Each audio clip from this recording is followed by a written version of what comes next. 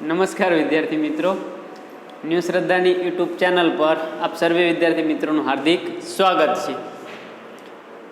ભાગ 3ની અંદર આપણે ચેપ્ટર 15માં ઉત્પાદનના 4 સાધનો જોઈ ગયેલા છે. જમીન, મૂડી, શ્રમ અને નિયોજક.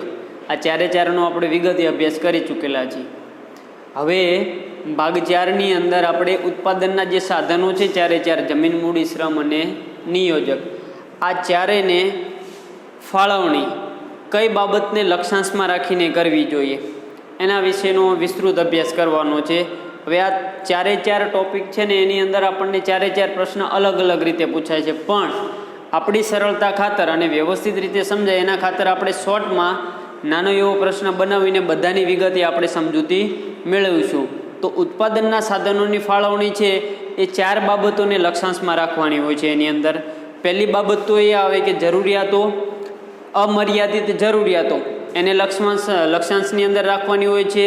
પછી બીજો પોઈન્ટ આવે છે જરૂરિયાતોમાં અગત્યતાનું ક્રમ, એને લક્ષ્યાંશમાં રાખવાનો હોય છે.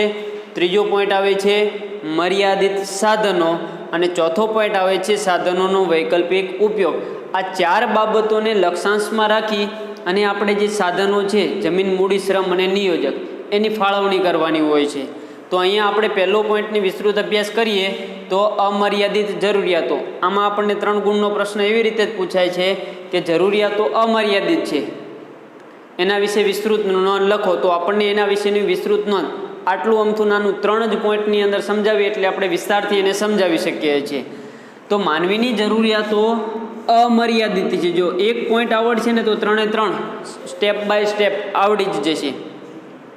જરૂરિયાતો અમર્યાદિત છે એટલે આપણે અહીંયા જોવાનું થાય કે માનવીની જરૂરિયાતો અમર્યાદિત છે. અત્યારની વાત નથી, પ્રાચીન સમયથી જ માનવીની જરૂરિયાતો ઘણી બધી છે, અસંખ્ય, અઢળક છે. અને એક જરૂરિયાતમાંથી પાછી બીજી જરૂરિયાત ઉદ્ભવે છે. એવું નથી કે આપણે જરૂરિયાત છે, દાખલા તરીકે બાઇકની જરૂરિયાત છે તો આપણે બાઇક ખરીદી લીધું, પણ એની પાછળની જે અન્ય જરૂરિયાતો છે એની અંદર ઉદ્ભવવાની છે. એની અંદર પેટ્રોલ નાખવાનું છે, એની અંદર એની સર્વિસ કરાવવાની છે, એના સ્પેર પાર્ટનો પાછળ ખર્ચ છે, મેન્ટેનન્સનો ખર્ચ છે, એ અગાઉ કરતાં એની અંદર વધવાનું છે. એટલે ટૂંકમાં એક જરૂરિયાતમાંથી બીજી જરૂરિયાત ઉદ્ભવવાની જ છે. આપણી વાત કરીએ તો પેન્સિલ લીધી તો એને ભૂંસવા માટે પાછું એની જોડે રબર લેવું પડશે, એને અણી કાઢવા માટે પાછો સંચો લેવો પડશે. એટલે એક જરૂરિયાતમાંથી બીજી જરૂરિયાત ઉદ્ભવવાની છે અને પાછી એ અમર્યાદિત છે, એનાથી સંતોષવાની નથી. એટલે જરૂરિયાતોની પહેલાં પસંદગી કરવી પડશે કે કઈ જરૂરિયાત આપણી અગત્યની છે. એ જરૂરિયાતને પસંદ કરી અને ઉત્પાદનનું સાધન છે એનું યોગ્ય ધ્યાન રાખી અને યોગ્ય લક્ષ્યાંશ રાખી અને એનો ઉપયોગ કરવાનો થાય. એટલે પહેલો પોઈન્ટ આવે છે મર્યાદિત અથવા અમર્યાદિત જરૂરિયાતો. હવે એવી રીતે બીજો પોઈન્ટ આવે છે જરૂરિયાતોમાં અગત્યતાનો ક્રમ. જરૂરિયાતોની અંદર અગત્યનો કયો ક્રમ છે, કઈ જરૂરિયાત તમારી અગત્યની છે એની પસંદગી થાય. જો એના નામ ઉપરથી જ આપણને સરળ ભાષામાં અર્થ નીકળે છે કે જરૂરિયાતોમાં અગત્યનો ક્રમ, કે કઈ જરૂરિયાત તમારી વધારે અગત્યની છે. તો એને પણ આપણે વિસ્તારથી સમજીએ તો માનવીની જરૂરિયાતો કેવી છે? અમર્યાદિત, અસંખ્ય અને અઢળક છે. અને એની સામે જે સાધનો છે એ પાછા મર્યાદિત છે. જરૂરિયાત છે પણ એ પાછી ઘણી બધી છે. અને એની સામેના જે સાધનો છે જમીન, મૂડી, શ્રમ, જેનો તમારે ઉપયોગ કરવો છે એ મર્યાદિત છે, ઓછી માત્રાની અંદર છે. એટલે આપણે પહેલાં એની પસંદગી કરવી પડશે કે કઈ મારી પ્રથમ જરૂરિયાત છે. પછી અન્ય જરૂરિયાતો છે એને આપણે જતી કરવી પડે કે બાકીની જરૂરિયાતો છે, ઘણી બધી જરૂરિયાતો છે, પેન્સિલે લેવી છે, પેને લેવી છે, ચોપડો લેવો છે, બધું લેવું છે, પણ એમાંથી આપણે અગત્યની કઈ છે એ એકની પસંદગી કરી અને બીજાને બધાને આપણે જતી કરવી પડે કે હમણાં થોડો ટાઈમ એને જતી કરો. પછી જ્યારે આપણી પાસે ઉત્પાદનનું બીજું સાધન આવે, આપણી પાસે કોઈ સેવાકીય પ્રવૃત્તિ આવશે, એ સમયે એનો ઉપયોગ કરી શકીએ છીએ. એટલે જરૂરિયાતોની અંદર અગત્યની કઈ જરૂરિયાત છે એની પસંદગી, એટલે જરૂરિયાતોમાં અગત્યનું ક્રમ, એનો પોઈન્ટ આપણે વિસ્તારથી સમજી ચૂકીએ. હવે એવી જ રીતે ત્રીજો પોઈન્ટ આવે છે મર્યાદિત સાધનો. જો એક આવડશે એટલે 3 પાછળના સરળ રીતે છે મર્યાદિત સાધનો. જે પણ આપણે કુદરતી સંસાધનો અથવા જે પણ સાધનો આપણે ઉપયોગ કરીએ છીએ એની અંદર કાં તો કુદરતી સંપત્તિ અથવા માનવ સર્જિત સાધનો, આપણે જે ઉત્પાદનના સાધનો જોઈએ જમીન, મૂડી અને શ્રમ, એક આ કુદરતી સંપત્તિ દ્વારા નિર્માણ પામેલા હોય અથવા માનવીય સંપત્તિનો, એની અંદર તમારે વધતા ઓછા પ્રમાણમાં તો ઉપયોગ કરવો જ પડશે. પણ આ બે પાછા કેવા છે? મર્યાદિત, એટલે ઓછી માત્રાની અંદર છે. કુદરતી સંપત્તિ ઉપયોગ કરો કે પછી માનવ સર્જિત સંપત્તિનો ઉપયોગ કરો, આ મર્યાદિત છે અને આપણી જરૂરિયાતો અમર્યાદિત છે. એટલે જે પણ સંપત્તિ તમે ઉપયોગ કરો, કુદરતી કે માનવ સર્જિત, એનો કરકસરભર્યો ઉપયોગ કરવાનો છે, વ્યવસ્થિત, યોગ્ય અને નફાના હેતુથી થાય તો જ એ શક્ય બનશે અને તો જ એ સાધન આપણું સફળ રહેશે. એટલે આ આપણો ત્રીજો પોઈન્ટ થયો. અને એવી જ રીતે આવે છે સાધનો વૈકલ્પિક ઉપયોગ ધરાવે છે.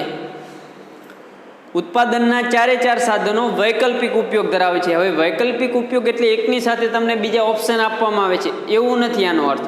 અહીંયા શું કીધું છે? સાધનો આપણે જોઈએ એ પ્રમાણે કેવા છે? મર્યાદિત છે અને પાછા વૈકલ્પિક ઉપયોગ ધરાવે છે. એક વખત ઉપયોગ કરો પછી ફરી વખત ઉદ્ભવવાના નથી, એટલે વૈકલ્પિક ઉપયોગ ધરાવે છે એવું કહેવાય. સમજજો બરોબર. સાધનો મર્યાદિત છે અને વૈકલ્પિક એટલે એવું થાય કે જે સાધનનો તમે એક વખત ઉપયોગ કરો પછી એ ફરી વખત એનો એ ઉપયોગ શક્ય નથી અથવા એ સાધનનો એક સાથે બે ઉપયોગ કરવા શક્ય છે નહીં, એટલે વૈકલ્પિક ઉપયોગ ધરાવે છે. દાખલા તરીકે આપણે ઉદાહરણ જોઈએ તો આપણી જમીનની અંદર તમારે ઘઉંનો પાક વાવવો છે, તો એની સાથે તમારે જો બાજરી કે અન્ય પાક લેવા હોય તો એ તમારે જતા કરવા પડે. તમારે શું અગત્યનું છે એ પહેલાં નક્કી કરવાનું છે. એટલે સાધનો મર્યાદિત અને પાછા વૈકલ્પિક ઉપયોગ ધરાવે છે. ટૂંકમાં ચારે ચાર પોઈન્ટને વ્યવસ્થિત સમજવા માટે એના નામબાઈજ, ક્રમબાઈજ અમર્યાદિત જરૂરિયાતો, માનવીની જરૂરિયાતો અમર્યાદિત છે એના વિશે વિસ્તારથી સમજાવવું પડે. જરૂરિયાતોમાં અગત્યનો ક્રમ, તમારી જરૂરિયાતો કઈ છે અને પહેલી કઈ પસંદ કરવી એના વિશે સમજાવવું પડે. મર્યાદિત સાધનો કુદરતી હોય કે માનવ સર્જિત હોય, પણ બંને કેવા છે? મર્યાદિત, ઓછી માત્રામાં છે. એટલે જે પણ સાધનનો તમે ઉપયોગ કરો છો એ સાધનને તમારે કરકસરભર્યો ઉપયોગ કરવાનો છે. અને આ સાધનો પાછા વૈકલ્પિક, એટલે એક વખત ઉપયોગ કરો એટલે બીજો ઉપયોગ એનો તરત ને તરત શક્ય છે નહીં. એટલે સાધનોની અંદર તમારે એક વખત ઉપયોગ કર્યો જે સાધનનો, પછી એના જે અન્ય ઓપ્શનો છે અથવા અન્ય ફાયદાઓ છે તમારે જતા કરવા પડે છે. એટલે આ સાધનો અથવા આ ચાર બાબતોને લક્ષાંશમાં રાખી તમારે ઉત્પાદનના સાધનોની ફાળવણી નફાના હેતુથી અથવા સેવાના હેતુથી તમારે કરવી પડે છે. હવે એવી જ રીતે એક મહત્વનો અને અતિ મહત્વનો પ્રશ્ન આવે છે બજાર પદ્ધતિ. તો બજાર પદ્ધતિને બીજા અર્થમાં મૂડીવાદી પદ્ધતિ તરીકે ઓળખવામાં આવે છે. બજાર પદ્ધતિ પણ કહે છે અને એને મૂડીવાદી પદ્ધતિ તરીકે પણ ઓળખવામાં આવે છે. આ પદ્ધતિની અંદર ઉત્પાદનના સાધનોની ફાળવણી નફાના આધારે, તમે ગમે તે સાધન ગમે ત્યાં વાપરો પણ એની અંદરથી તમારે નફો મળવો પડે એ હેતુથી જ આ પદ્ધતિનો ઉપયોગ કરવામાં આવે છે. ઉત્પાદનના સાધનની ફાળવણી નફાના હેતુથી કરવામાં આવે છે. એટલે કેન્દ્ર સ્થાને એનો મુખ્ય ધ્યેય હોય છે નફાનો. એની અંદર આર્થિક નિર્ણયો સ્વતંત્ર લેવામાં આવે છે. ગમે તે વસ્તુ એની કિંમત નક્કી કરવી હોય તો સ્વતંત્ર છે, સ્વતંત્ર રીતે વ્યવસાય કરી શકો છો. રાજ્ય સરકારનો કે રાજ્યનો કોઈ હસ્તક્ષેપ હોતો નથી. સરકાર એની અંદર કોઈ પણ પ્રકારની દખલગીરી કરતી નથી. બજારો સંપૂર્ણપણે સ્વતંત્ર હોય છે. રાજ્યનો હસ્તક્ષેપ ન હોવાથી અને બજારો સંપૂર્ણપણે મુક્ત હોવાથી આ પદ્ધતિને મુક્ત અર્થતંત્ર તરીકે પણ ઓળખવામાં આવે છે. યાદ રાખજો, આ પોઈન્ટ છે ને એ મૂડીવાદી પદ્ધતિ અને મુક્ત અર્થતંત્ર, અને ત્રીજું નામ થયું એનું બજાર પદ્ધતિ. બજાર પદ્ધતિનું બીજું નામ મૂડીવાદી. કેમ? કારણ કે એનો હેતુ શું હોય છે? નફાનો. તો મુક્ત અર્થતંત્ર કેમ ઓળખવામાં આવે છે? તો રાજ્યનો એની અંદર હસ્તક્ષેપ હોતો નથી અને બજારો શું હોય છે? સંપૂર્ણ રીતે મુક્ત હોય છે. એટલે આને શું કહેવાય છે? મુક્ત અર્થતંત્ર.